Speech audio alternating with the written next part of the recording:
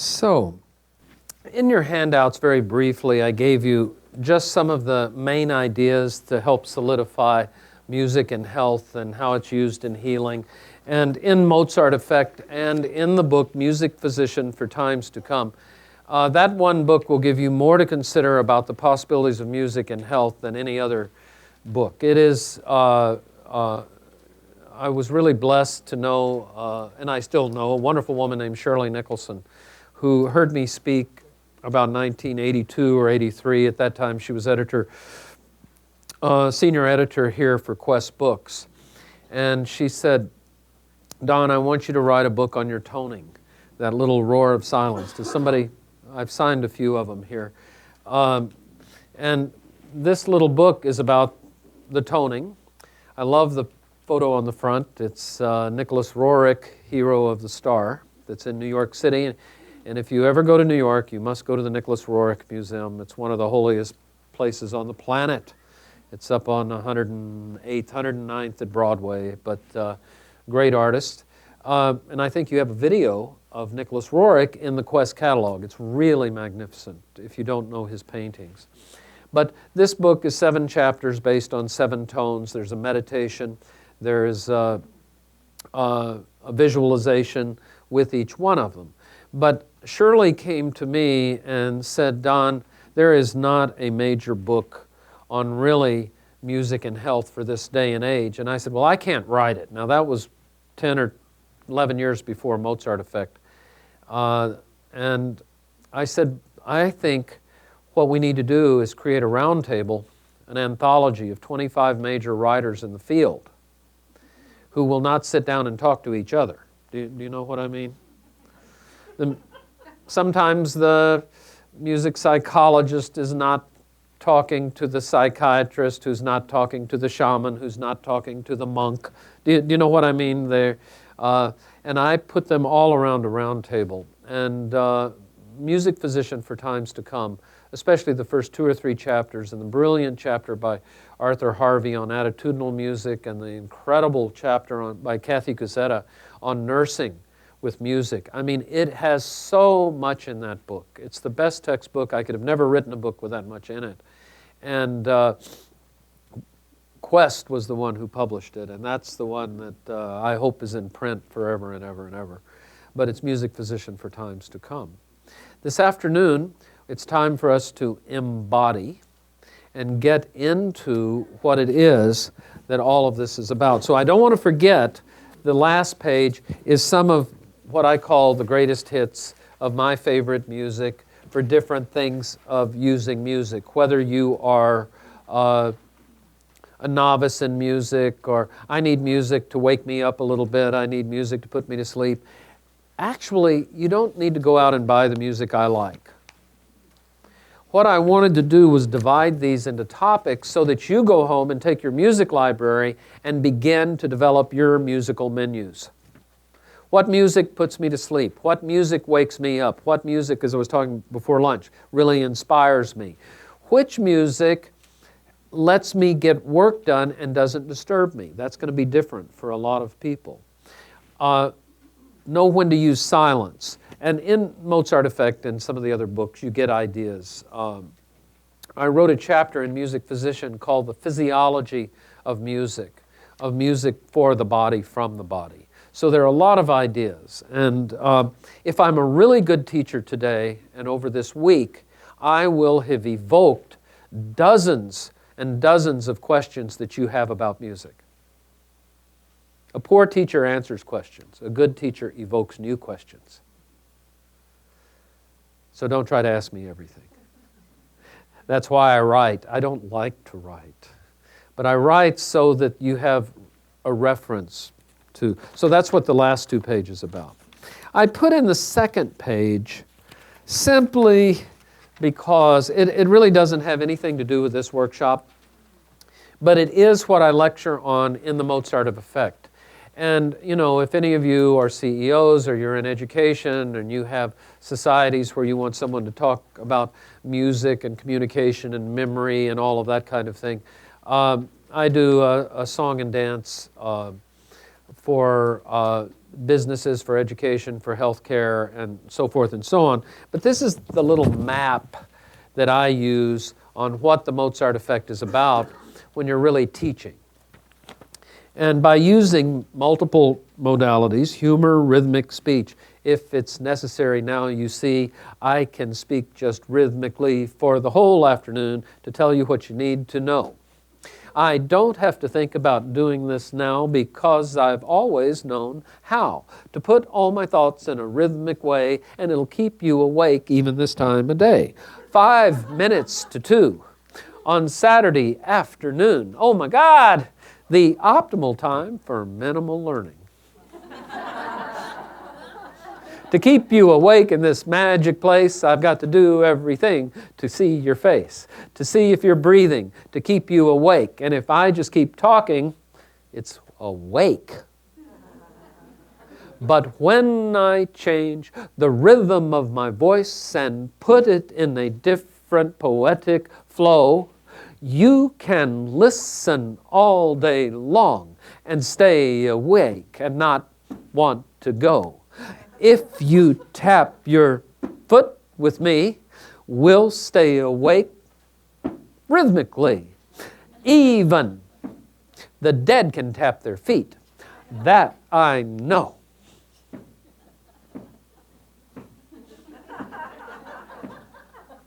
You can always hear them upstairs if you're in this building.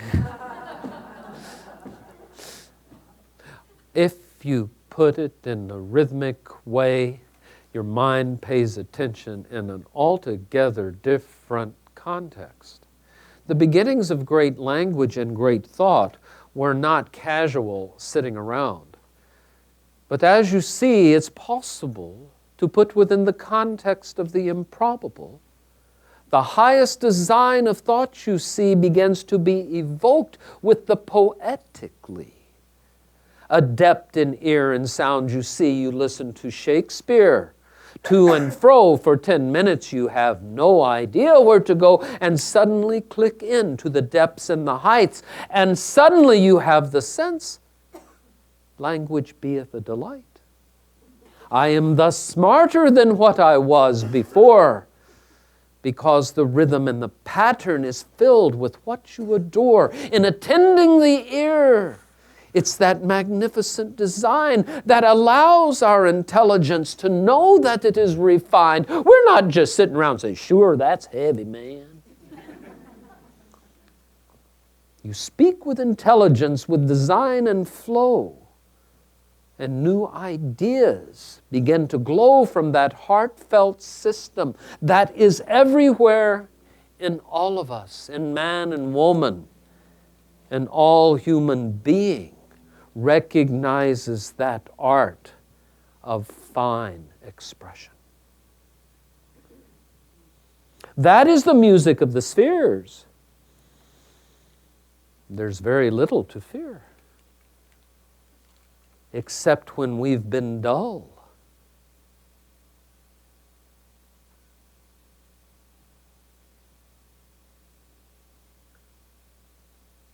Another great book, published by Quest. Jean Houston's book, God's Seed. Ooh. She defines sin. Oh, isn't that just a nasty word? As acting without using your potentiality.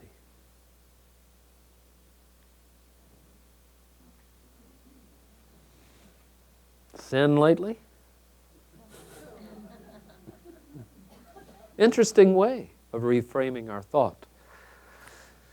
By using many modalities, humor, rhythmic speech, music, imagery, melodic voice, rich dialogue, and review, you begin to speak to that limbic system. All these gimmicks in teaching kids that I use. But I swear, you get a group of first graders and you get a Shakespearean actor who can improvise and talk about any one thing in all of those magic ways that their IQ would just go up in no time, and they begin to speak and relate from the depth of the body and the height of the soul. and not fall into this dull American mold of whining. I think it's easier than we could assume. It filters through the limbic system, the feeling system, the tonal, emotional, mind-body link, and then goes to those left and right brains. Remember left and right brain? I remember 25 years ago talking about it when we didn't even know we had a brain, much less two. Much less a midbrain that has an emotional power that is our T cells and our emotive system and our endorphins. Much less a lower reptilian brain that is both rhythmic and solid and the nervous system and that works automatically. That bottom brain is growing your toenails right now. How do you do that, Mary? Listening to music, how's that? How do you grow your toenails? How do you ingrow your toenails? That's even a better question. How do you grow hair? Tell me, Mickey, what's your pancreas doing at this moment? I bet it is. Did you eat downstairs with all that good stuff? How do you keep your heart beating?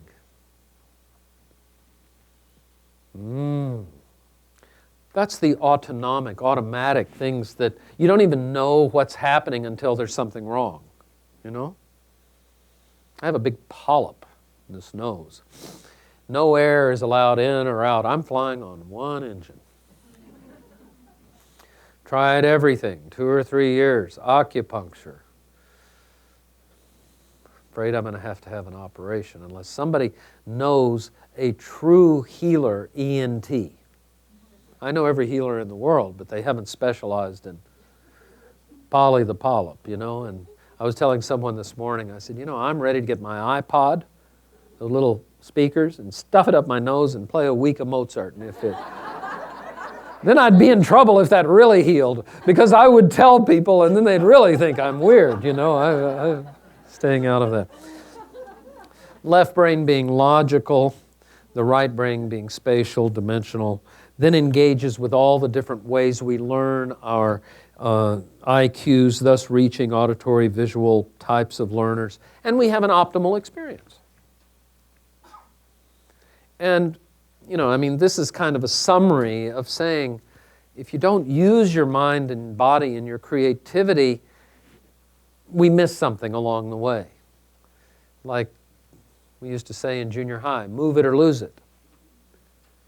If you don't move your emotions, if you don't move your hands, if you don't move your elbows, I did this the other night, put both feet on the floor. And take your left fourth toe and just tap it 3 times by itself.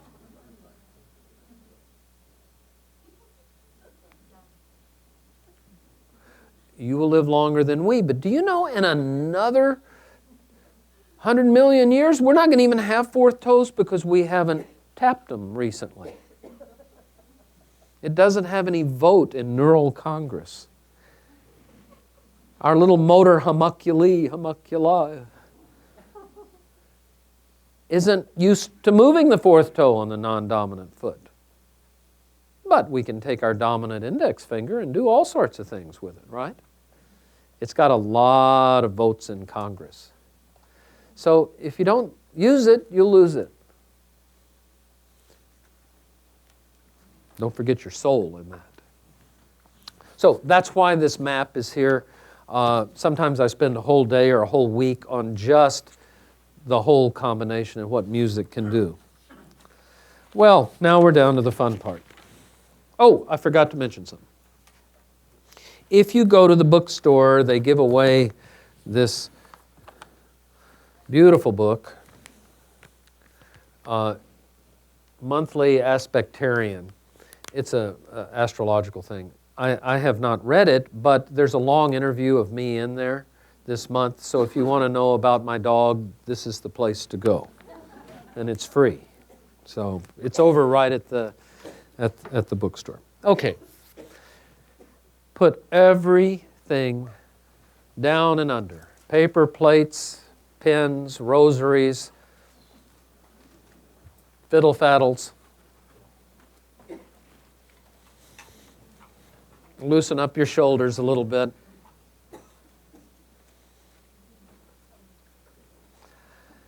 And close your eyes. And did you do your homework? Your homework? Good, good. Okay, and then just relax your hands. And we're going to close our eyes and we're just going to make some sounds together. Okay? And as long as your eyes are closed, nobody will see you do this. Mmm. Mmm. Ma. Up.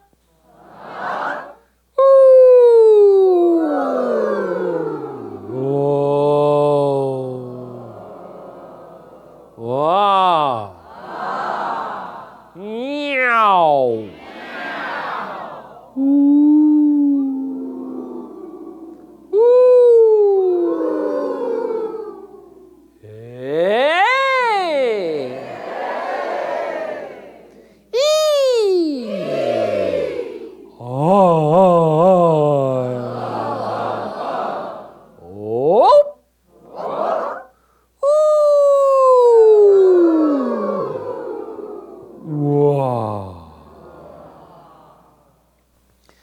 Now bring your hands to your chest, one hand on your chest, firmly. The other hand on the side of your neck, very comfortably, kind of under your chin, up behind under your ear. Imagine you're deaf. Imagine you're Helen Keller and that you are listening to sound with your body. And we're going to make the vowel sounds. And I'll do it once for you, and then you repeat after me. A. And listen to the sound, not with your ears, but with your hands. Here we go together. A.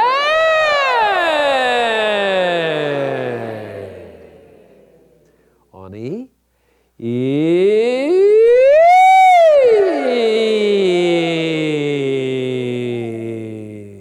And we'll do it together on I.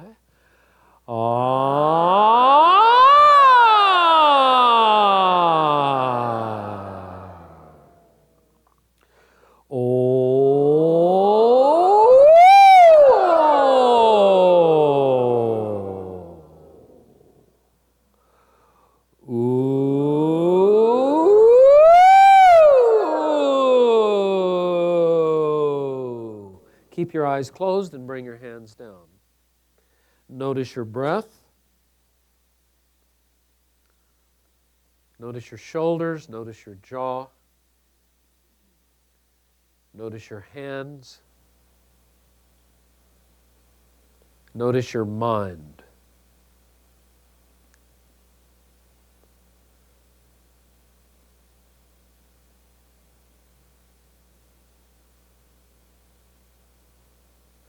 All right, now this time bring both your palms, you can look at me for a moment, right to both cheeks and lean over onto your knees. We call this the Rodin pose.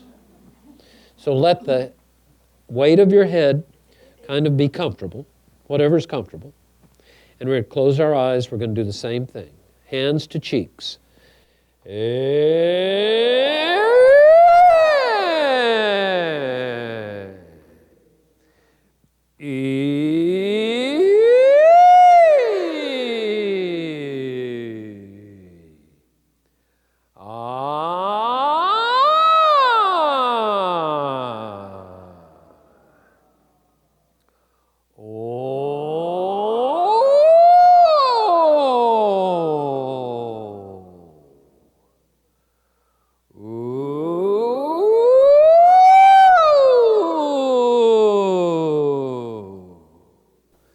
And keep your eyes closed, sit up, bring your hands down, and check on the inside. What do you notice? In your hands, check in with yourself. Your hands, your mind.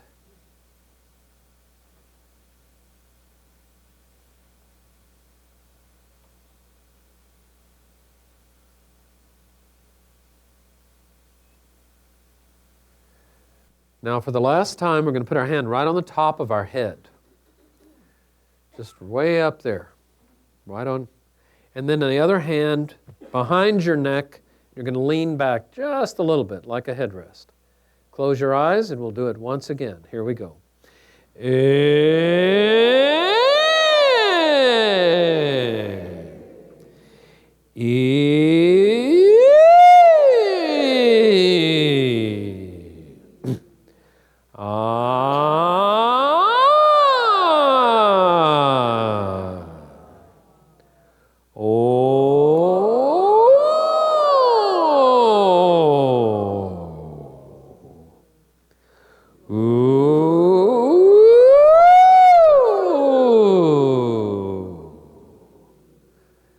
And keep your eyes closed, bring your hands down, and check inside.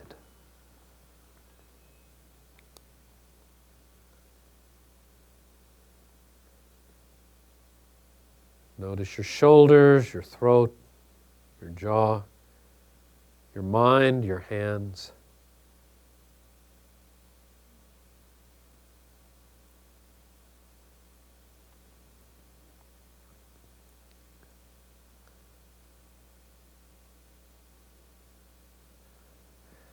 And exhale.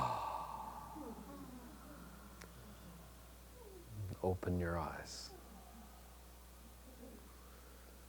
Okay, how are you? You've just had a bowel movement.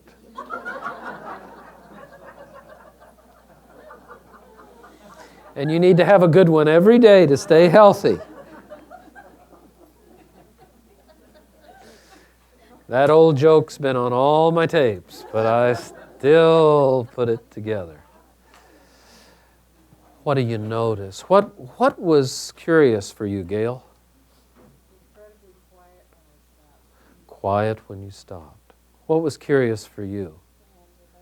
Hands are buzzing. Any Reiki masters here? Tone before you heal. Instant. I mean, this is only a minute or so. What was curious for you?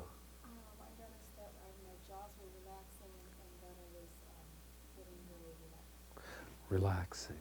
I'll never forget, I was with, it was Cincinnati Orchestra, or one of the orchestras, and I was doing a fundraiser for the boards. In the morning, they had all the board and the donors and all, and they were there, and this lady raises her hand and she says, the symphony is an essential part of our life, and we've been coming every Friday night for 30 years. And it doesn't matter. My husband sleeps through the first 30 minutes of the symphony, and I just ask him why he even bothers to go. And I said, well, if you've been coming 30 years, he probably was getting off of work on Friday. And he probably, you had dinner before you went to the 8 o'clock symphony. Yes. You might have had a glass of wine. Yes. Guess what? Music heals. It allows us to let go of that whole world so that, and if you notice, a lot of symphonies, they don't do it quite the same way in program, but often the first piece is a Mozart piece or a Haydn symphony or a, lighter. They don't start with the Rachmaninoff piano concerto. But great music has the tremendous outgoing, and then it has a reflective inner movement, a slow movement. Then it may have a dance, and then it pulls it all together. It's okay to go away. It's okay if you don't snore too much in the symphony. If you really, really want to have a deep, deep rest, go see Wagner's Ring. If you haven't slept for years, it's guaranteed to take you to those depths. Sorry. Every time I go to Tristan and Isolde, I say, next time I am not coming to this opera at 6:30 p.m. I'm going to come at 10:30 so I can come to the last act when they die. But, I'm too relaxed by the time they go through that. What I'm trying to show you is you can use sound to release a lot of energy in the body and relax it. And we're going to do 2 or 3 sound exercises, with just staying on one tone, really relax. This was pretty powerful. If you do this very often, and if you do it too loudly, and if you stay on E, you will be able to give yourself a lobotomy. And you won't need to floss for 2 days. But don't do this if you have a loose tooth. The good fairy may not show up, in the middle of the night. I'm just serious. We have this capacity. And, the one big thing, I'm an overtrained musician. The musicians who bring us this great power sometimes forget it in themselves, forget it in ourselves, because we're so dedicated to create the beautiful sound for others. And you go to music school and you kind of forget the pure joy of singing because everybody's telling you how to improve it. Do you know what I mean? And so if you're a music teacher and you're a voice teacher, be really kind. There are certain things you can use within the toning and in high school and, with developing ears and voices so we don't forget the joy of sound making, whether it's beautiful or not. And I think that's one of the joys that I have. Other comments? Yes? Does it do anything to the unformed thoughts or unformed, unfelt feelings? Does the music? That may be the most important question anybody's asked. She said, does this have anything to do with unformed thoughts or unexpressed feelings? I can answer the second part of that. In this toning course that we developed at our institute starting in 1987, we had exercises where people would tone 15 minutes a day. And they would record their voice when they started, ah, like that. Then they would do 15 minutes of an ah, sitting up with their eyes closed. Every day was a different posture. This was a real course of study. And then at the end of the 15 minutes, they would go, ah, again, and write what they noticed. Oh, I just hated this. I thought this was going to take 2 years. Why am I doing this? I mean, we really encourage them to write. Then the next day, I looked at my watch. It was 25 minutes. I feel refreshed. The next day, halfway through, I started crying, and I have no idea why. The next day, I toned for 5 minutes, and then I just quit, and all was fine. I don't feel bad about not going on. Do you know? And I think that tone is just kind of this core of basic vibration. Close your eyes. Close your eyes again. An echo. Oh.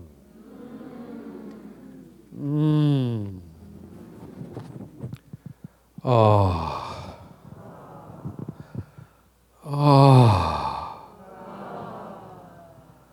Oh. Oh. Oh.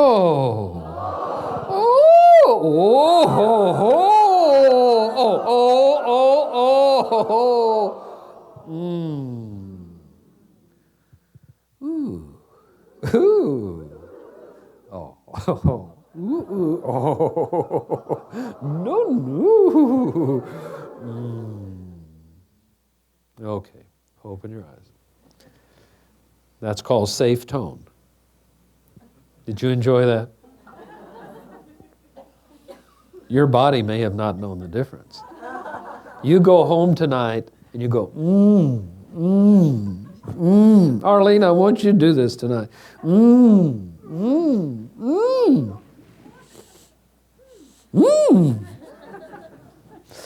The body remembers joy. It remembers pain. It remembers agony. It remembers grief.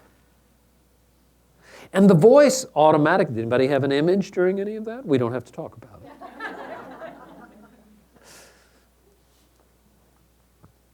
But honestly, this sound connects old things, new things. And your question may be the most profound anyone has ever asked me. Does the sound affect unformed thoughts?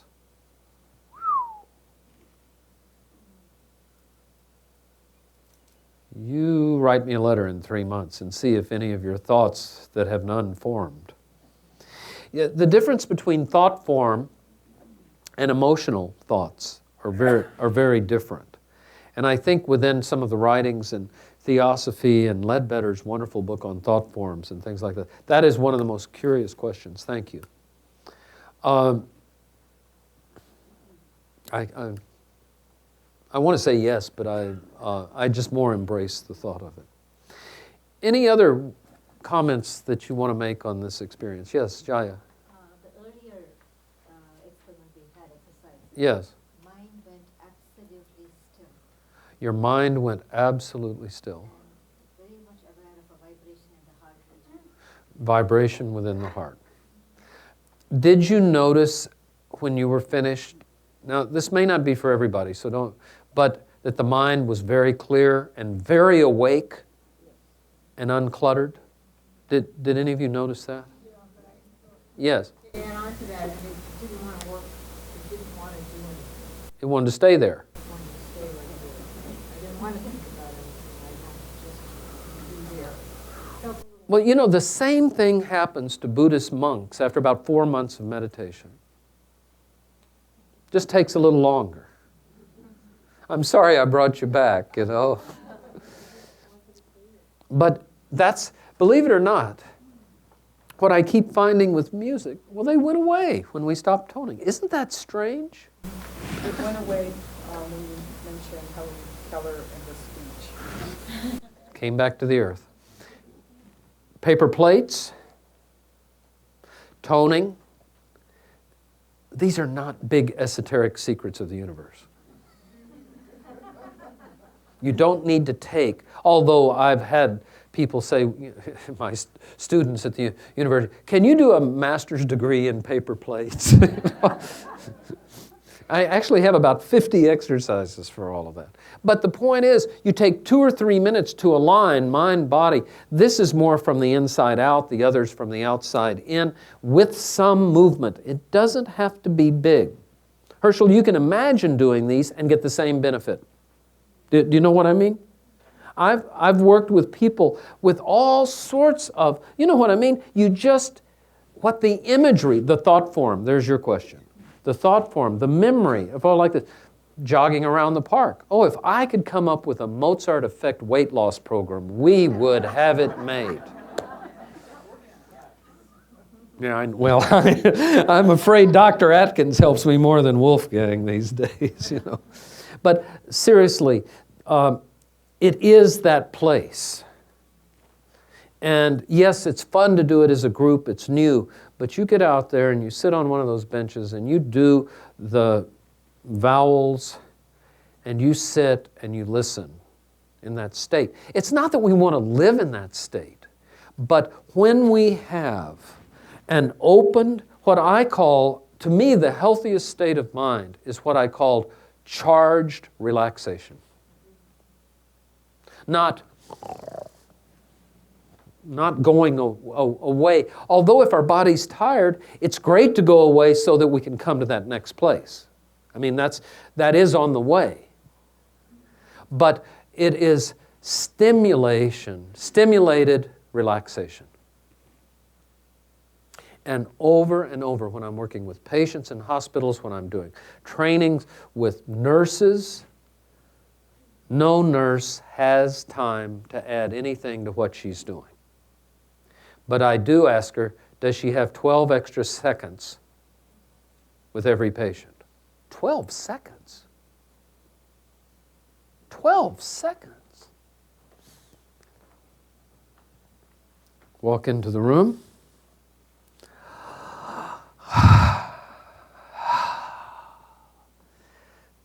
And you can't have a lot of garlic before you do this exercise. It doesn't work with Italians all the time. Irish, no problem. How are you, Margaret? How you doing today? Good, you look fine. That's 12 seconds, folks. Do you have 12 seconds for your colleagues?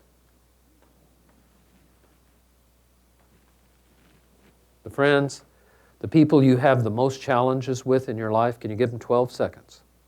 Don't jump into reacting or acting. Now, some patients, they'll just talk you to death. But notice, you don't have to breathe on them breath of God. You just come and go as if you are relaxing. Your body is the symbol.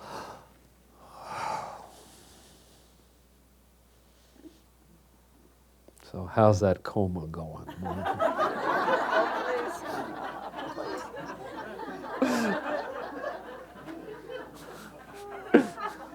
Ready to come back or go away? Make up your mind.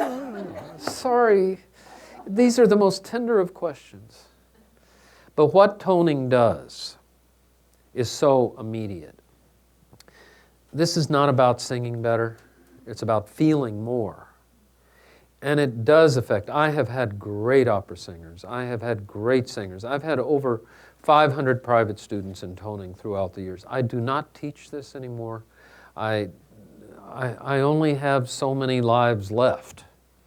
And that's one of the reasons we go, and I'm going to show this video again right now that I showed the other night, because the big question in my life, and I think it should be a big question in your life, what are you ready to risk to do next? That is fresh, that is new, but it's based on your wisdom, not your fascination. Are you following? What is it you're ready to give away? And I've had a very, very, very blessed, strange life. I never thought I would be doing this. It was meant to be, so to speak. And I know after 20 years of being on the road every weekend, doing workshops, and getting to meet the neatest people in the world, but I'm kind of tired of being on. I haven't done a workshop since, I think, November. So I'm kind of fresh. I've been commuting to LA to work on systematic programs for hospital development. But last year, one thing I did, I went back to school last year for a degree in interfaith studies, interfaith psychology. What I'm going to do with it, I have no idea. I just needed it to read different things and to reflect. And I'm doing it all by mail and email. And what's really been fun is I didn't tell them I'd written a book or I knew anything about music, or I just kind of filled in the blanks and paid my money and they accepted me. And, you know, they never have to face up and I don't have to see them. I just have to read all the books and write 1,000 essays. Oh, it's really fed me. It isn't about human potential, it's just my heart interest, so to speak. And started really asking the question, what can I do over the next 10 years that will contribute to a much bigger picture of what I have known? I can keep writing books, but I don't like to write books. Although I have 3 coming out with Hay House in the next 3 years. But they're little bitty books. They have a CD and they have affirmations, and they're really nice little things. But what am I supposed to do? Just keep doing this until I'm really worn out? I'd rather do 5 workshops a year and really be 100% present and be a much better listener and fresher and real. But then I started thinking about the big healing question. How do you open an environment for people to use music differently? There's no time to train everybody. Not everybody's interested. But I can set an environment that allows health to develop.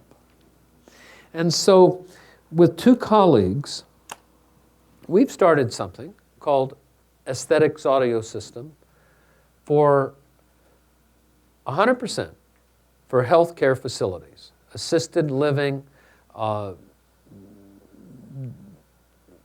hospitals, and paying attention that there is different aspects of sound, different aspects of how music can be effective in different contexts.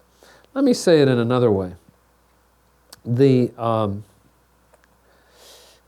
music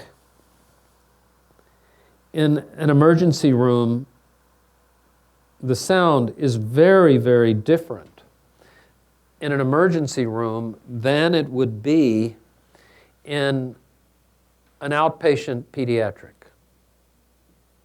Because in an emergency room, the family doesn't know how long it's going to be. Is it really serious? Or if they're waiting for a procedure, or are they just waiting? And some, hospitals have gotten a lot better that people are able to be with their family and friends. But emergency room is really different. And I've been to the emergency room a couple of times in Boulder. It's a funny little corridor, and the two TVs are blasting, and it's just awful. And I just can't wait to go there so I can catch up on all my reading in popular mechanics. Especially 2001 copies sent to Nurse Lloyd, And then I realized, well, if you're in operation or ICU or telemetry waiting, or that's a whole other thing. As the family, you're going to be there for 2 hours, 4 hours, 6 hours, and that it's about how do you experience the passing of time when there is drain and there is stress. Very different from maternity waiting. You kind of know when someone's going in labor, and this is not going to go on for 2 or 3 days, and the whole attitude around it is a little bit different. And then it's different in outpatient. We have done surveys all over. What time do you open? What time do you close? When is it most crowded in this waiting room? What is the average length of time of waiting? Well, they say, well, it's between 10 minutes and 30 minutes, or 40 at the longest. It's not the same in these other places. So we developed maps of consciousness. Some of them are 24/7.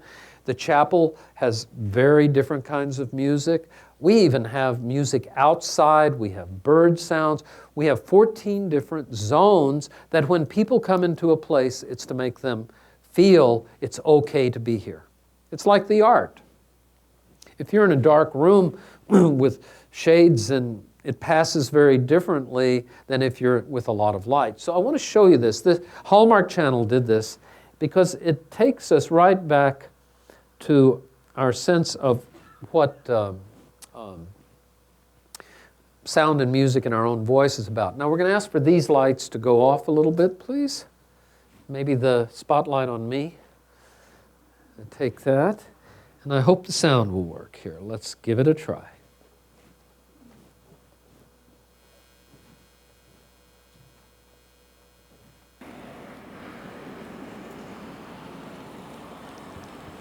When you come towards the hospital, something is happening. There are rocks that sing. You'll hear some bird sounds. It is about being in a space and saying, it feels all right to be here. That's the power of this harmonic healthcare. The world has become quite loud. Buzzers, sirens, computers, cell phones, televisions, just the electricity that runs through our house has sounds. And sometimes music can help mask that. And I'm looking at ways in which I don't add more clutter to this world. When you leave the desk, you may be told, go to the guitars at the elevator. The chapel has a combination of meditation music, familiar hymns, and people want to come and just be in a interfaith chapel that helps them center themselves. Then as we enter the administration area, there's light music for concentration. Nearly every room has a magnificent outer world vista. This is in Boulder, And if where I you'll live. notice the just general patterns inside the hospital, there's a real feeling with the art and with the ambience that we're aware that outside is inside and inside is outside. There's tension for those in the waiting room. They may be there for 6 hours, they may be there for an hour. So we want to have refreshing music. Leslie, I just called to PACU to check on your husband. They had to keep him a little longer than we expected because he's having some pain control issues. Okay, everything The else? best thing I think about the hospital is the name, Exemplar Good Samaritan, where we take care of all of our brothers and our sisters in the world. Just having a little bit more pain than they expected, so they're trying to get that under control. Okay, thank you very much. for You're letting me welcome. know. All right, thanks. When a baby is born at Good Samaritan, they play a little lullaby throughout the whole hospital.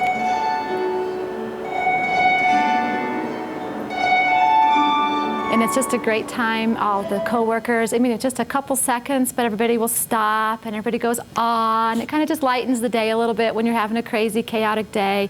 And it's been kind of neat when twins are born. They play it once and then they stop and play it again. And so, oh, twins were born. So it kind of makes a light, happy day. Sometimes we're crazy and chaotic, and it just kind of, it does lighten the day a little bit.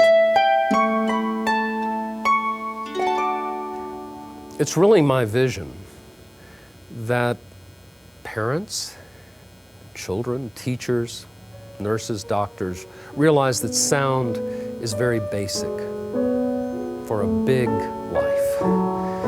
That it is language, it is movement. And that's what speaks to really the depth of our soul and spirit.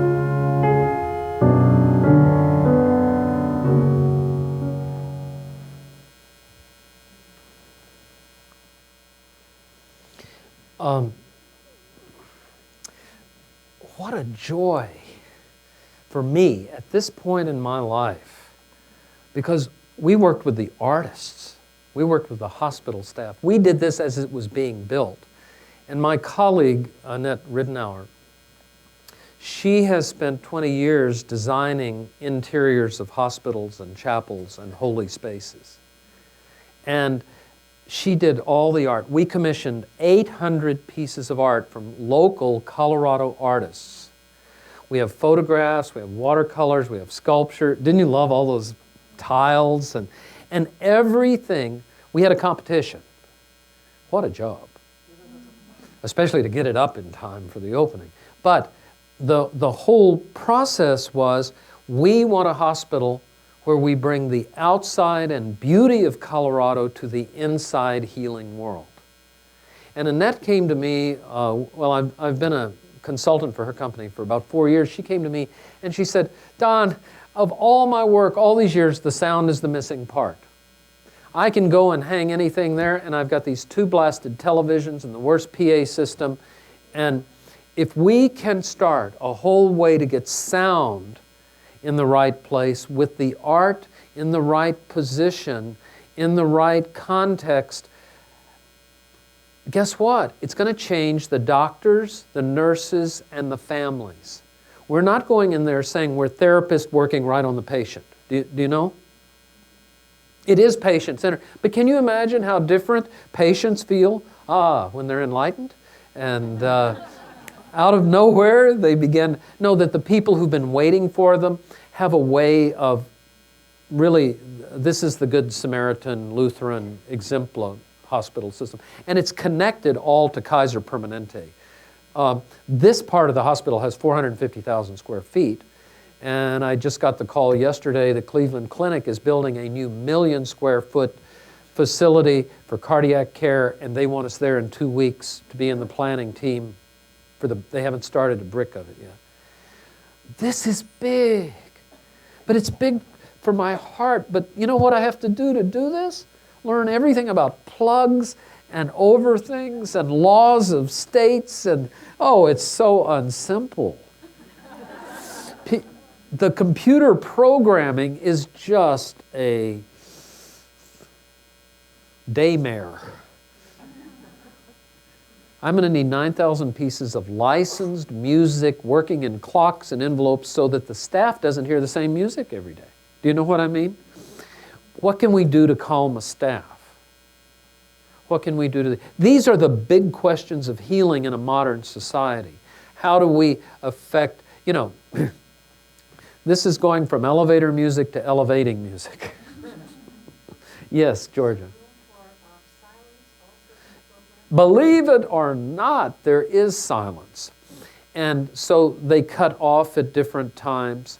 But the people in the outpatient waiting are usually in there 20 or 30 minutes. So well, we're sure that every 20 minutes the whole modality changes. They'll hear Mozart for 20 minutes. Then they'll hear a little jazz, soft piano improvisation for 20 minutes. Then they'll hear maybe harp music for 20 minutes. Then they'll hear a rendition of a popular song. Then they'll hear a little romantic chamber music. But I have to select each piece. And also kind of put myself in gear of what is it like to pass time. It's not about playing your favorite pieces of music. It's about what's it like to spend time waiting. And the other invention that we've come up with that's now in testing in Seattle, and it'll be in Kaiser and California. What's really exciting is we've developed with some of our European associates what we call a music cure pillow. And it's a very special kind of pillow. We've been through 50 different kinds of sound devices, but they've done research with certain kinds of music to help pre- and post-op. And so we're in the research phase of that now. It's not out there just being sold saying it's done, but we have all the research that's been done in Europe, but we have to have it in the United States because the FDA does not approve, you know, I mean, it just goes on and on and on. I've learned so much, but all of my work, this sounds very romantic and wonderful, but I'm sitting in, I go to LA every 3 weeks and spend 12, 15 hours working with computer programmers on how do we find the right music to fall into this vast 24/7 endless thing. You know, this is kind of the most esoteric, the unsecret doctrine. How can we reach into our communities and our schools? How can we play in our lunchrooms for these kids music that helps quiet them down and chill them? It may not be our favorite music. You know, we don't need to do Hildegard of Bingen, but it might be Harrietta of Harlem, you know, that we do the chewing rate, you know, the Celtic digestion system in the Irish communities. Mark has known me for so long. You know, I'm not a... You hadn't? Well, no, because you weren't sitting there, you know. The point is I'm not afraid to play leapfrog. This is needed. I have no idea how to get there. How can we vision this? How can we begin to do that? I know someone I haven't met is Kathleen. Hi, nice to meet you. I'm going to say a little bit, and if I'm inaccurate, would you correct me? Within a half a mile of here, we have a mutual friend, my great, great love friend, Margot Anand. And we were having dinner in Santa Monica when I'm out there working on my thing. She's working on her film. And she says, oh, I know this great lady. And she gave me an email or telephone. And, you know, I mean, it was one of 50 I get. And I pulled it out and saying, oh, she's working in a hospital and works with developing all these great ideas in health. And, you know, I said, oh, great, great. Well, she says, well, my hospital's a half a mile from the Theosophical Society. And she's putting in a beautiful Chartres labyrinth. And they're building that right now. Did you know there's a maze labyrinth here? I went looking for it, and I went around in circles all over the place yesterday, so I had my own labyrinth. I never found it, but I hear it's behind the Virgin. So if you see the Virgin, go to the higher state, behind the goddess. But what's happening in health care and loving care is that we realize that the heart and the soul are as essential as the body, and that we're nurturing the people who work there. We are nurturing, of course, the patients, but the families who surround it. And sure, we've always known that that's what should happen, but those green linoleum walls that Our Lady of Perpetual Resonance. You've been in those hospitals, the halls clink and clank. But we're at a big place where this inner philosophy, where these inner spheres, where they truly begin to merge with the outer world. Perhaps my courage or my enthusiasm. Nadia Boulanger. Anybody ever heard of Nadia Boulanger? She was my teacher. At age 13, she took me as a student in Paris. I stayed with her. She was the most phenomenal teacher of the century. She taught Leonard Bernstein, Aaron Copland, Virgil Thompson.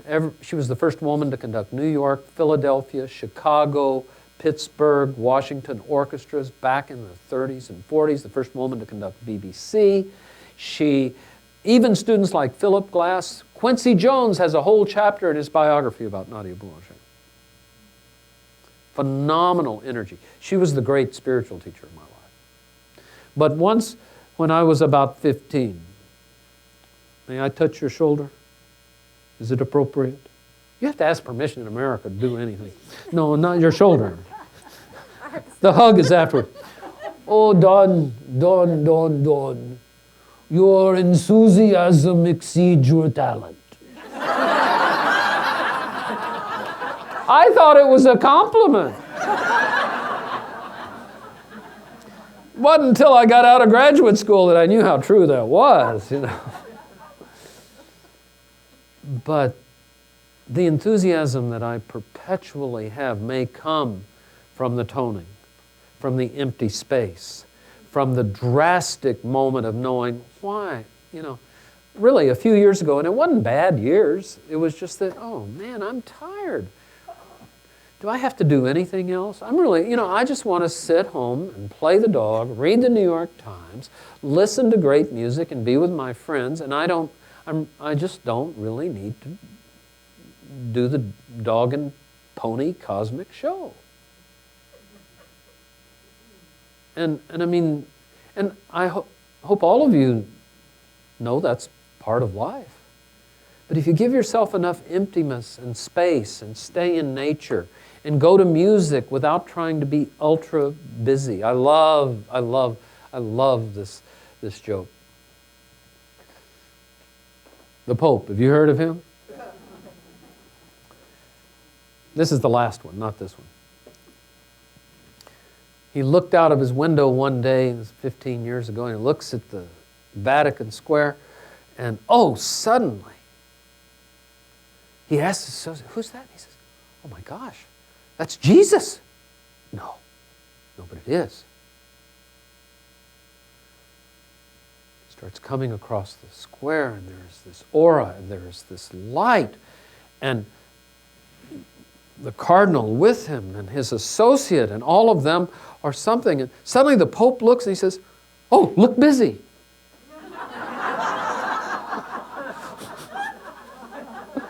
We're so busy looking busy. You ever know this? But maybe you're doing something, if you can find that way. Is the meditation room open here for real quiet? It is the most wonderful space. It's down on the second floor, first floor, one floor down. Yeah, but it's just to sit. It's not. There's nothing to do. But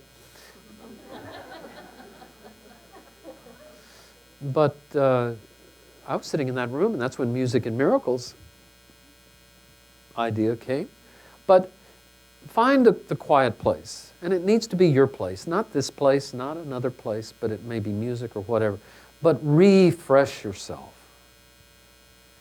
And don't be afraid to let ideas that may never have happened happen.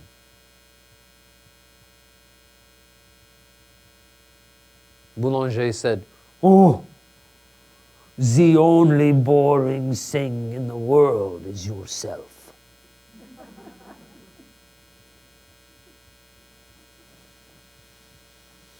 So that's the core of all of this.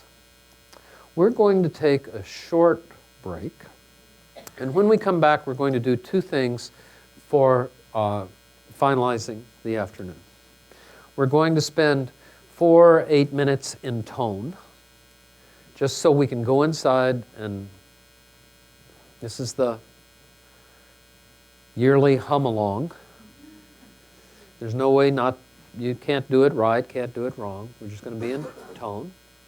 I'm going to show you some things about the voice and ear that are very, very interesting about tuning the voice.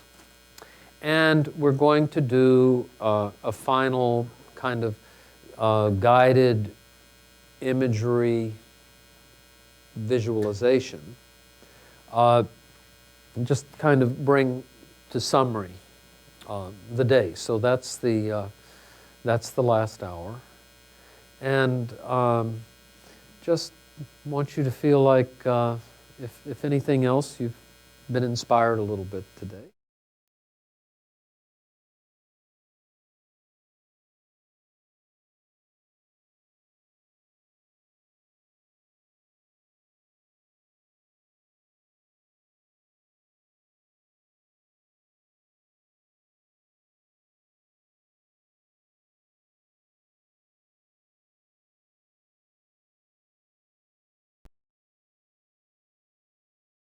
The following program was produced by the Theosophical Society in America. All right, you've been looking at this, but I want to tell you some things about positive sounds and negative sounds. And I'm not talking about positive music and negative music. I think all music has the potential to do both. All music. But the positive sounds have a moderate loudness, not too loud. When it comes to making these sounds, the relaxed jaw and throat is the only rule.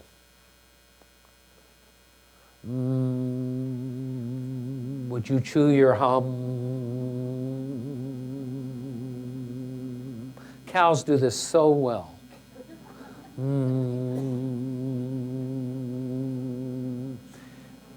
That's all I ask of you. Driving your car alone, doesn't have to stay even, allowing this to move. Just to move. Doesn't matter what we know, what we don't know about music. Explore variations in your voice. How many of you talk to yourself in the car? Not just in the car, you know. I have to be careful, you know, how far I go with all of this. I used to sing in the shower, you know, but the sense of letting the voice move every day. Variations. We've done some of that today. We're really looking for pleasant physical sensations. And I know sometimes I will tone and suddenly I get a headache and it's like, oh, Don, pay attention, something's going on. It doesn't mean I need to keep, oh, I wonder how much I can hurt if I keep doing this. It usually means I need some alignment, or if I have pain in my body, I'll try to use my voice to embrace that pain so that that pain has something to go with it, rather than my agony. I'll ask myself, I do this on the airplane too. How do I feel? How was your weekend in Wheaton? Want to go home to your office?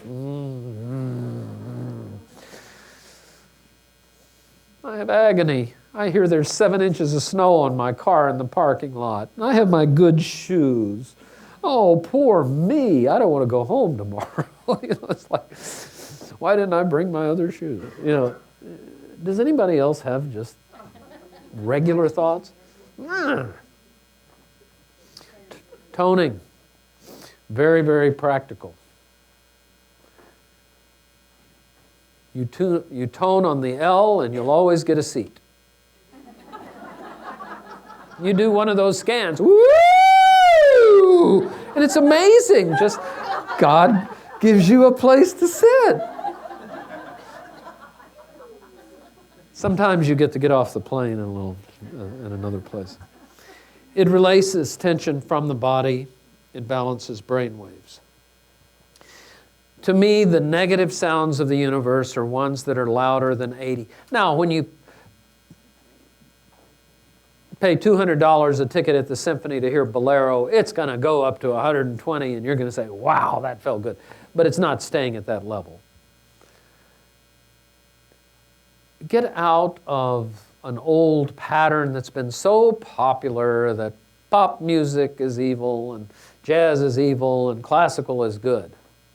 I tell you, if you have a kid in the junior high or high school playing the clarinet and they're sitting or standing in front of the trombones, they got problems. Those trombones are blowing your kid's brain out. That is more dangerous than anything. Symphony orchestras now have plexiglass between the percussion and the brass and the woodwinds because the flutes were suing the trumpets. Rightfully. Loudness. Every rock band in the world wears earplugs. Well, they do. But not the people who go to the concert. When you're jogging and listening to music, you are oxygenizing the blood in the cochlea of the ear, and you are more receptive to damage of loud sounds. Just sitting listening to the same music at 80 decibels to get you moving, but after you have run a half a mile, the blood is circulating and it can do damage. Lower the music. It doesn't have to be soft. Do you know what I mean? Loud sound is the culprit. And sounds created from high sawtooth piercing waveforms. But that'll wake you up at night if you're driving and you're sleepy. It'll completely erase any thought of relevance from your mind. And if you have children or grandchildren and that old impulse to yell at them, or you're a teacher, which is a natural impulse, just get up and go, ee! You'll get their attention. High frequency, shh, works because it's high frequency. It's a sibilant. They invade the physical body. But I tell you, it could have been that they just played Led Zeppelin to Lazarus and he got up and walked. I swear some of these people in hospitals, they just need to get a little, Lawrence Welk isn't going to do it. A little bit more energy. I hope you see the practical sides of all of this. I mean, I'm not trying to invade your taste or my lack of it, but use it mindfully. Moderation, that's right. Music unifies our hemispheres culturally, neurologically, socially.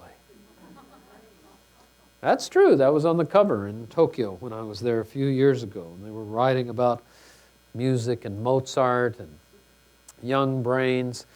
And I agree, but the big news is this: don't push your kids into anything. If you give them a lot of art and love and permission to dance and draw and have instruments around where they will find it themselves, it'll work. But you don't want to force them. All right. Give you a little, let's do a little chant here. Numbers. 1, 2, 3, 4, 5, 1. The sound is easy, it's remembering the numbers, okay? That's kind of hard. Let's try it again. 1, 2.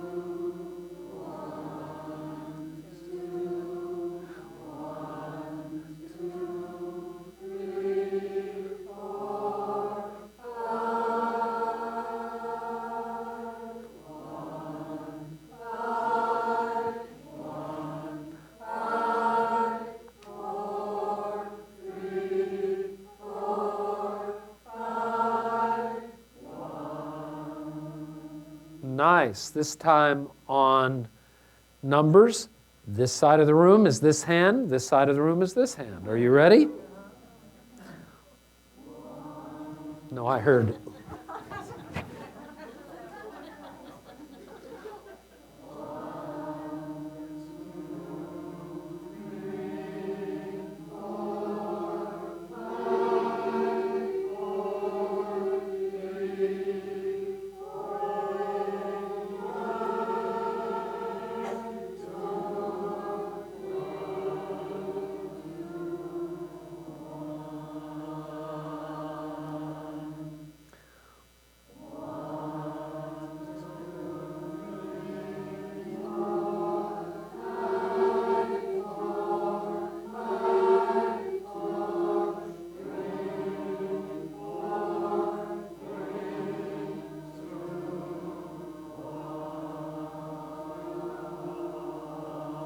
Now on ah, are you ready?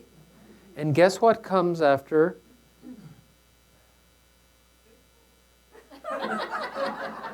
This side, sing this. I know you can do better.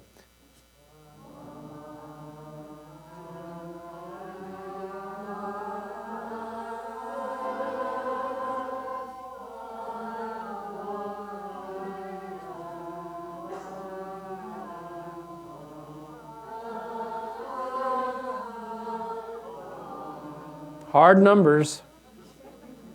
Are you ready? Everybody on ah, but you have to watch this hand. All right, ready?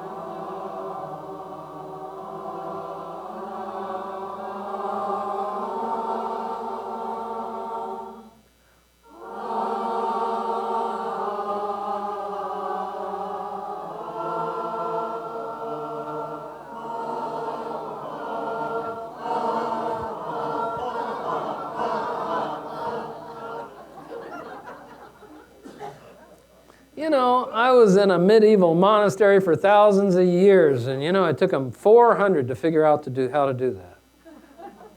They sang in unison for 400 years till they added that kind of harmony with it. Don't be afraid to sing and chant. It is the visual. Putting that together, it doesn't have to be too hard. You did a very, very nice job.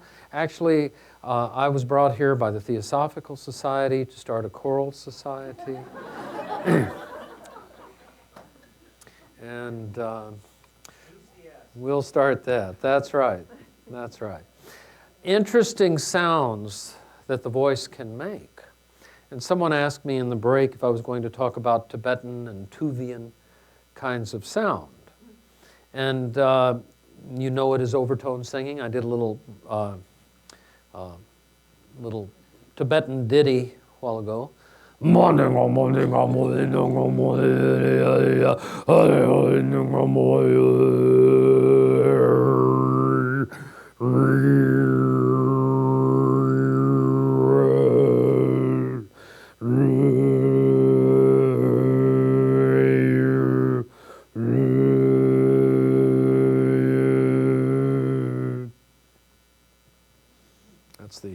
old rugged cross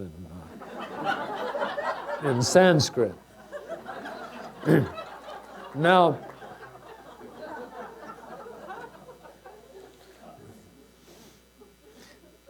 don't try this. You can pull your vocal cords apart. It doesn't all, the mysticism of it is not worth. But it's a form of deep, deep, deep relaxation. But what's curious is that the voice can create multiple levels of sound. So I'm going to kind of close my eyes for a moment, and when I go inside, I actually can find my voice rather than perform it.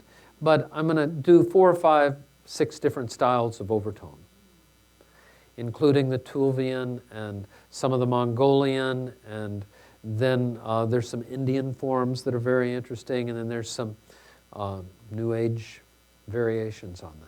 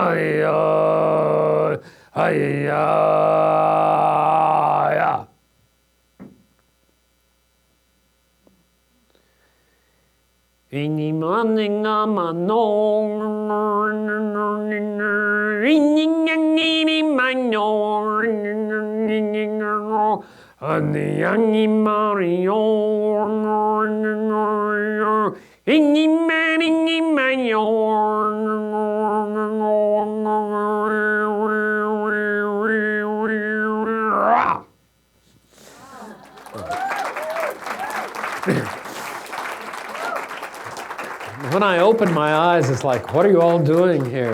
It's really, really amazing. The last form that I did is known as Tuvaluan plain singing. It was developed by shepherds out on the plains of Mongolia in these high, high atmospheres. And if you go to Tulva, every year they have an overtone singing contest. And the shepherds and everybody comes together. There's an incredible video about this. I think it's called Genghis Blues. Is that it? I think that is Genghis Blues. It's a documentary. Is that the right title? Yeah. It's magnificent about a blind guy from Vancouver or something who goes San Francisco, and I haven't seen it in years. But they have this competition, and all of the singers and the families, they get all of their tunes together and do it every year, and it's really quite amazing. But when I first did this, there was a lot of mystical experiences in the room. Mark, you were there. We'd lower the lights, and I would channel Wukong Tong Tong on like that, and then years later, I started hearing more recordings.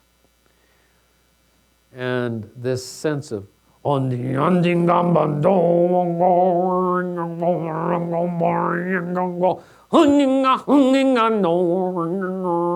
and I go, oh, that's pretty neat.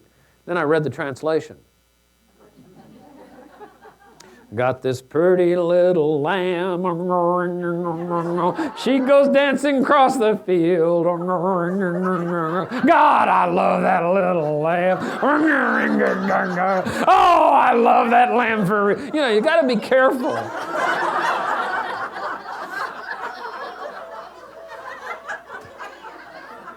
So the next time you start channeling Ruda from the 15th plane, you better be sure you got a good translation, you know, because you just might be into something kinky here, you know. So, you know, you want to take everything with a grain of sulfur, you know, that like that. Okay, so let's, yes.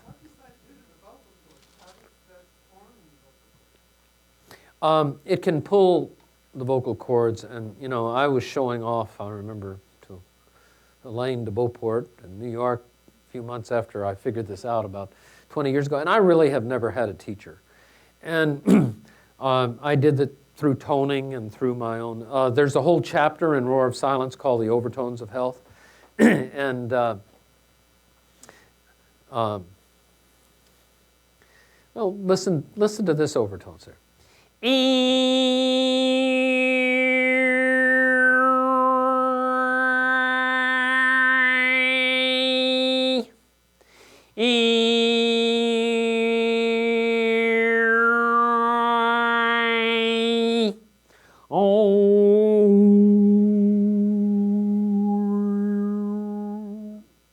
And on that farm he had a cow.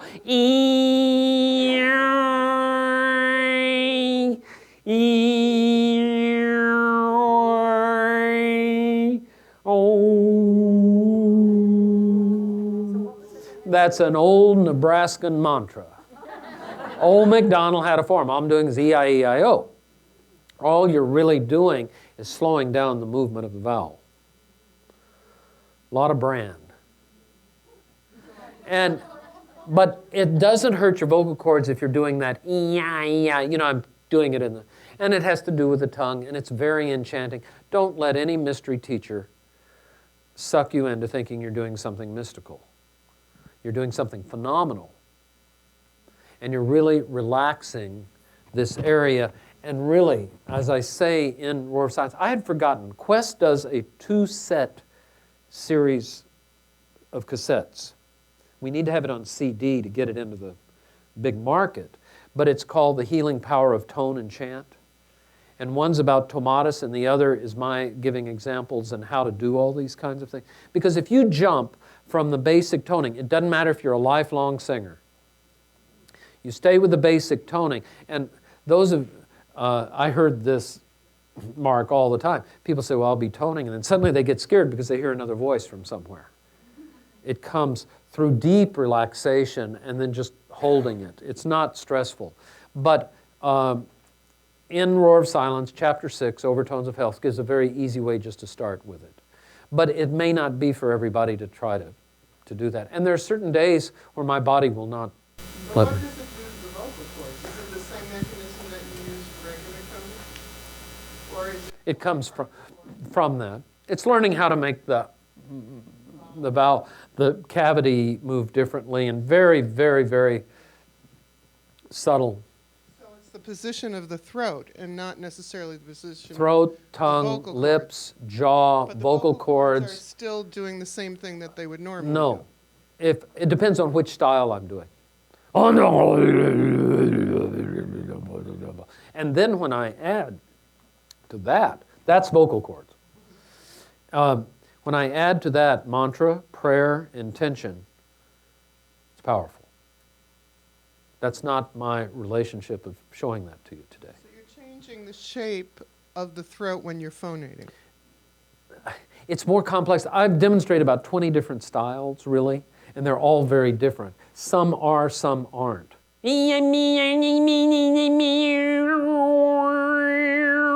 has nothing to do with my vocal cords, except they stay very much the same. So it's, that's a whole week of a question to answer. So let's close our eyes now, and let's go inside with all of this. And I'm going to ask that some of the lights go down just a little bit.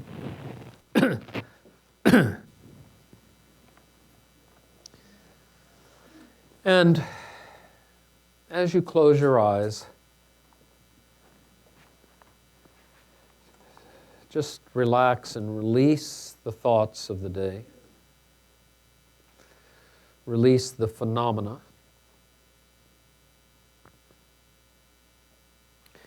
And just let go of your breath.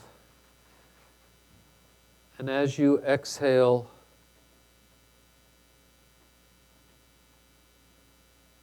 release the tension from your shoulder, your jaw.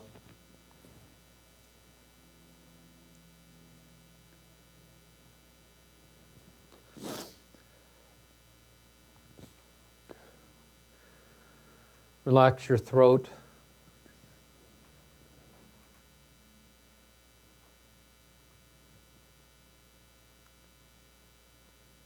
And just begin with a very beginning sense of an utterance, just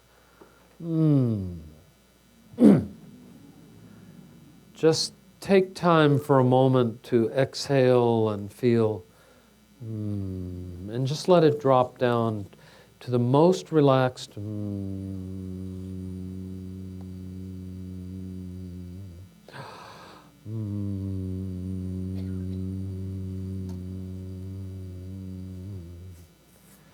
feel that little buzz and just go back into them and prolong the humming sound in the lower part of your voice.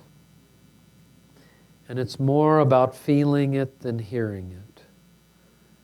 And begin to allow this tone, this flow,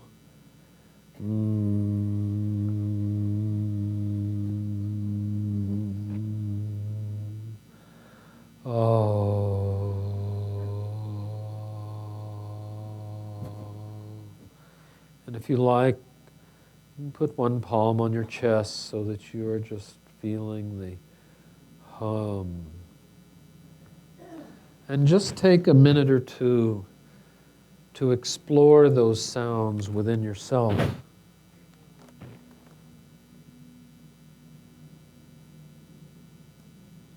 Not pushing, not overemphasizing, just allowing very natural sounds.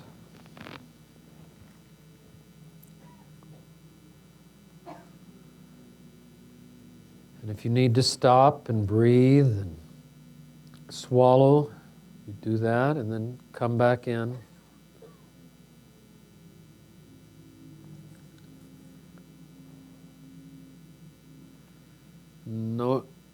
No pain, no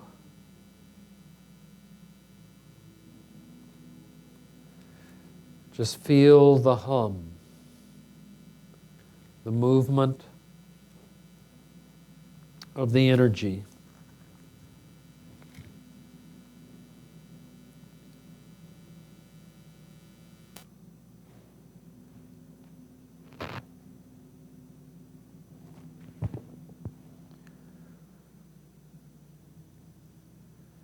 And just allow thoughts to leave.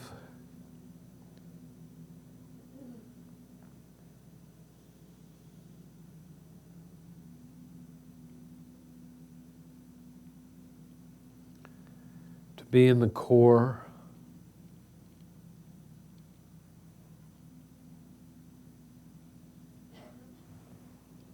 The core of thought. The core of sound.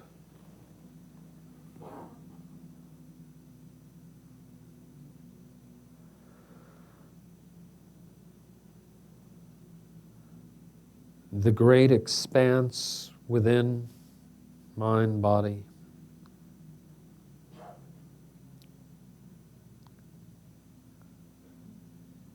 And no matter how quiet the humming is, let it continue.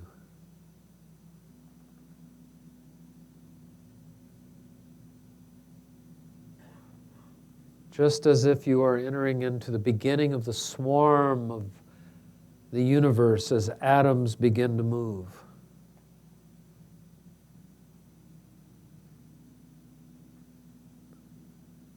Where there are millions of atoms all singing their sound. Planets, moons, universes, tiny little atoms. In the small is the large, and in the large is the small.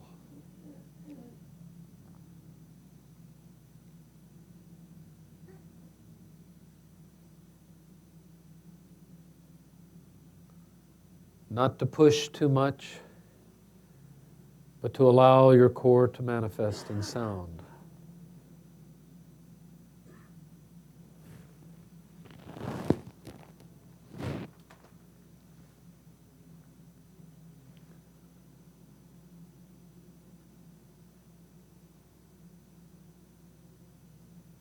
And then very quietly, patiently, allow that hum to come up to an ah sound with an open mouth and a ah,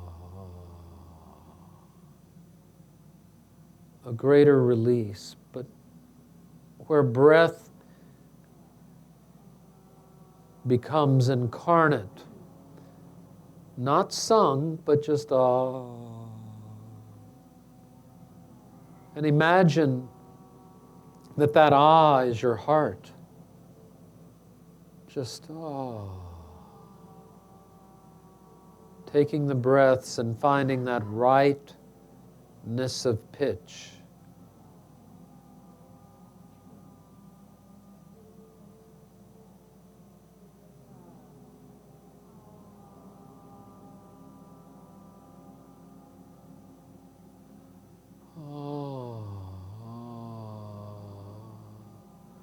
Slightly moving the jaw so it stays relaxed.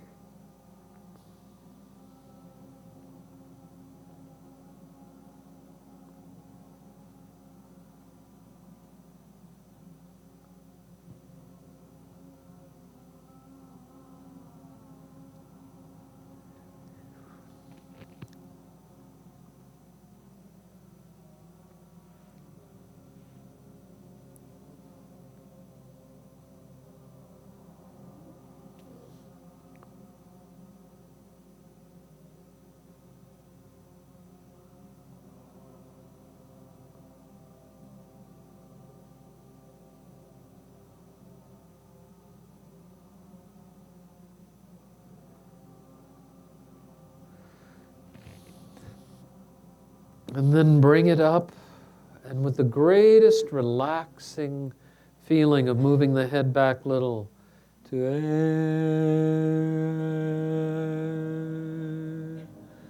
more of a tone, just and feel that pleasure coming through the vocal cords of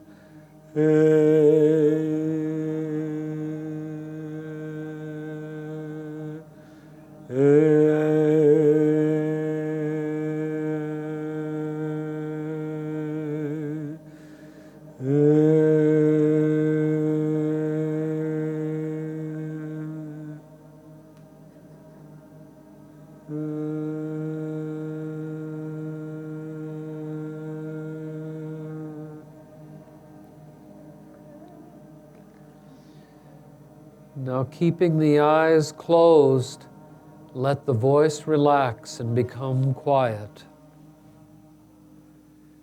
Just go inside and feel that afterglow, that after hum.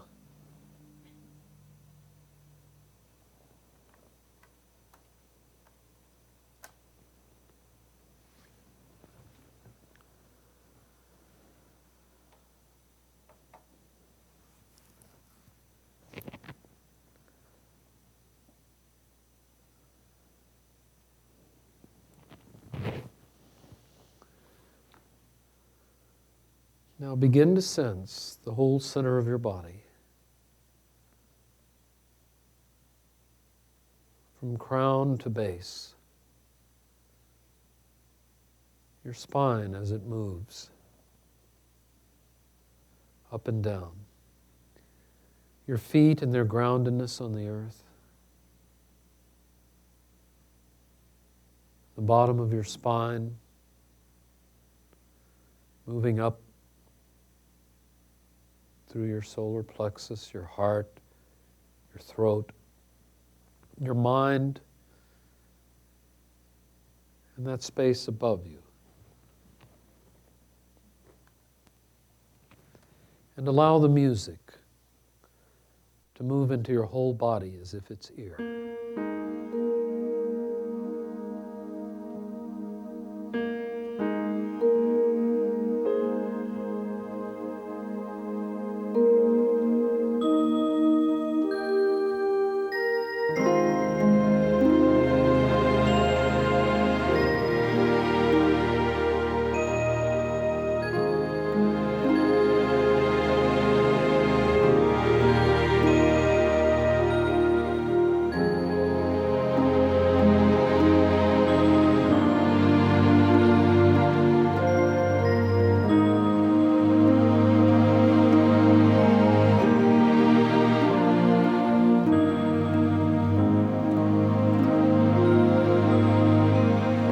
Feel that beautiful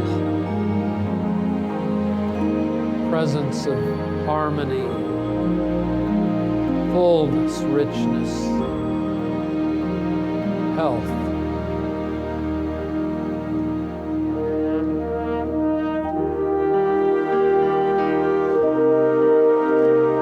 Reaching high above you, reaching low beneath you, and bringing the universe and the art, the earth into your heart.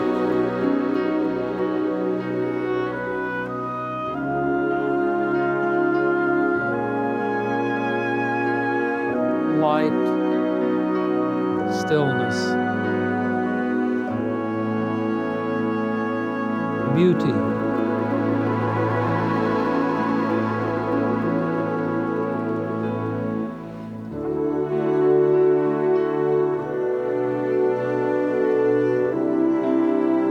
Absolute presence.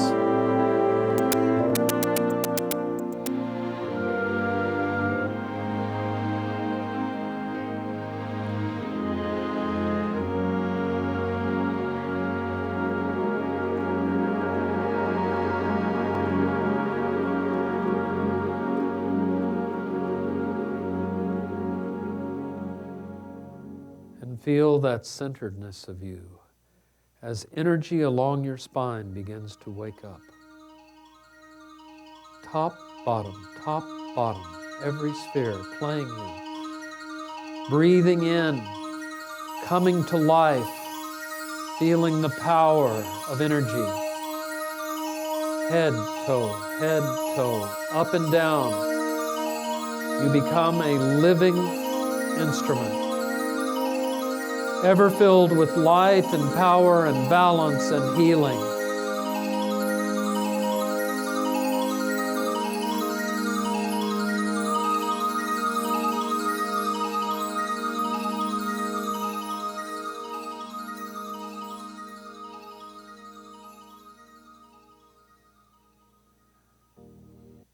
And being ready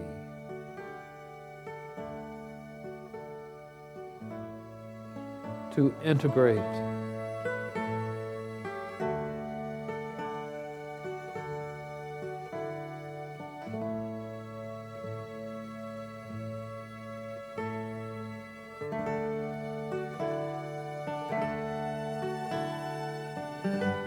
As above, so below. That you have a connection to your own inner place of wisdom, knowledge, and healing. That you have a place to tap the wellness within your body.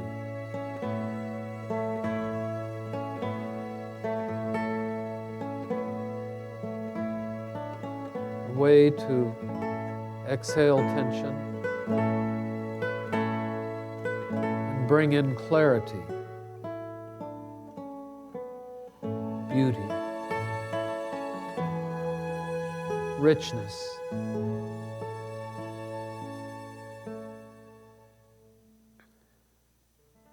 A place where you feel and know that the world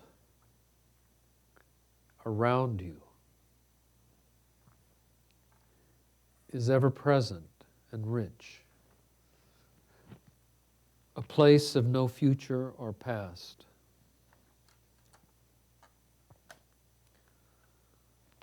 A place where music is the bridge.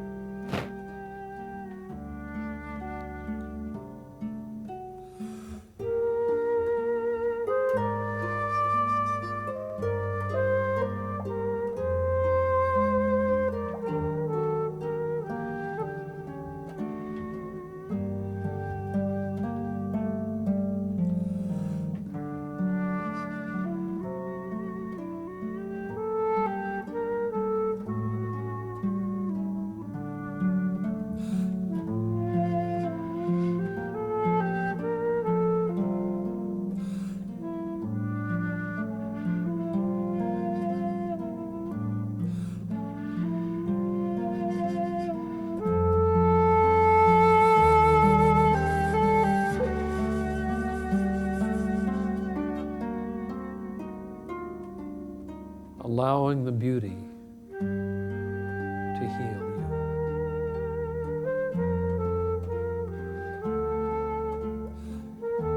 To hold your hand.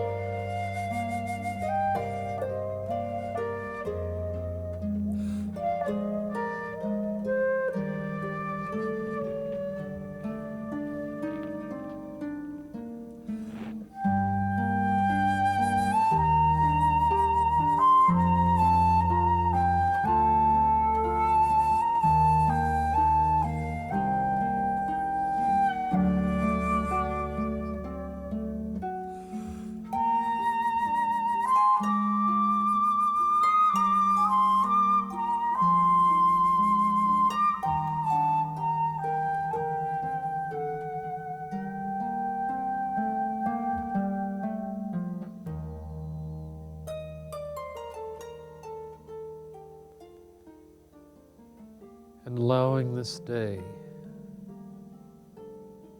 of exploration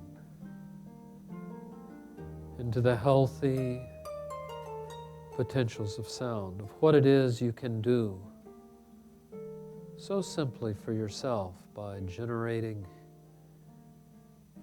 that utterance, that sense of ease, relaxation, the place where music can just be what it is. where you can be where you are.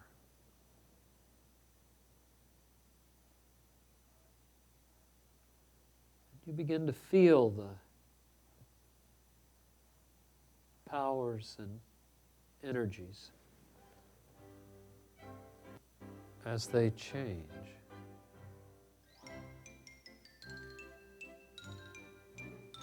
And as you move up and down your spine,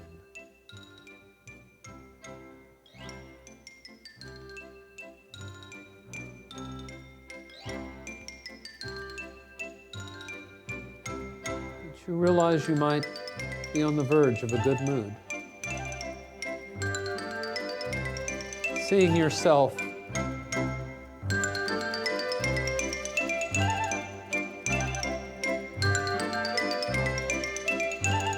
breathing and moving in your natural, joyous way.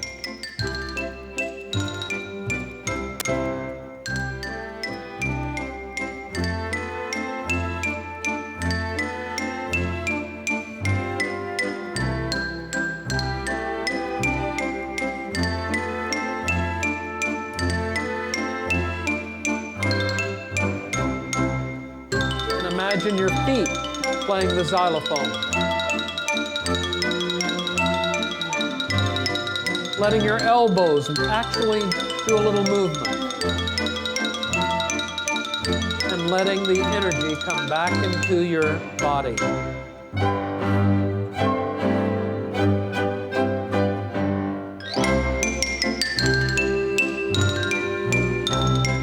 Tapping with your hands. Tapping with your foot. Imagine someone playing those notes on your teeth.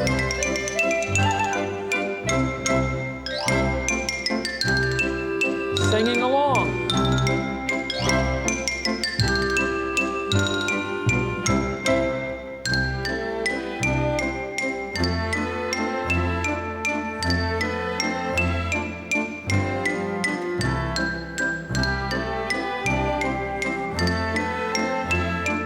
Playing with a child or a kitten. Imagine yourself on a merry-go-round.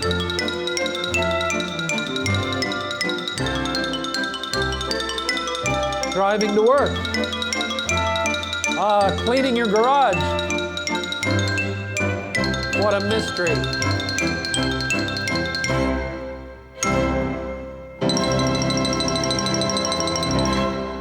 And open your eyes. Up.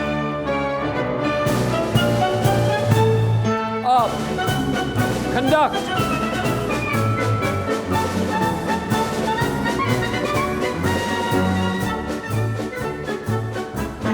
With your hips.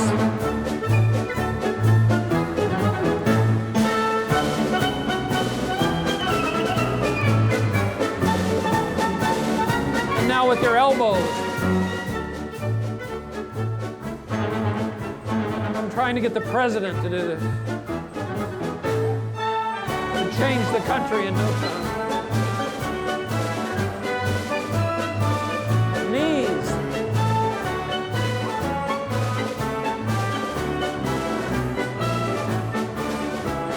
Nose.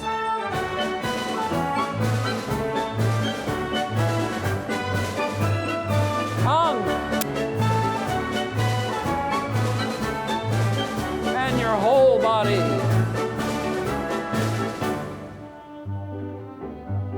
Expressively. Shoulders. Heels. Add a little pancreas.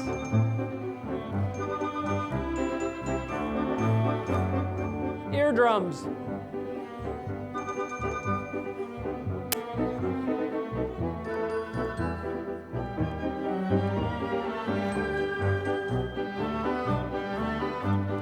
Now, everything.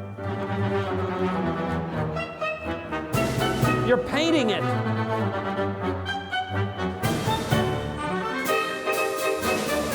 Sorcerer's Apprentice.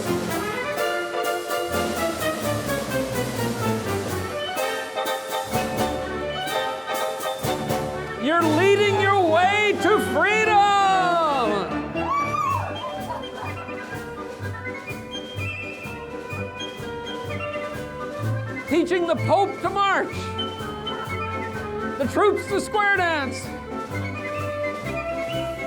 opening your breath, your mind, conduct with your hair, or if you have some alternative you rather prefer.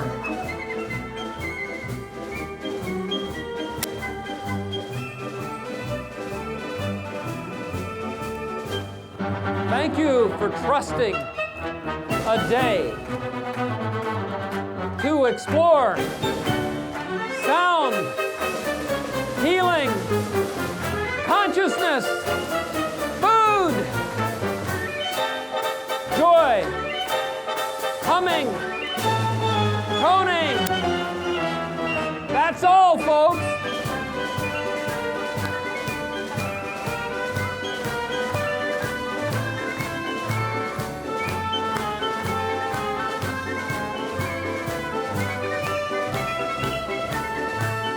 If you're happy, tell your face about it.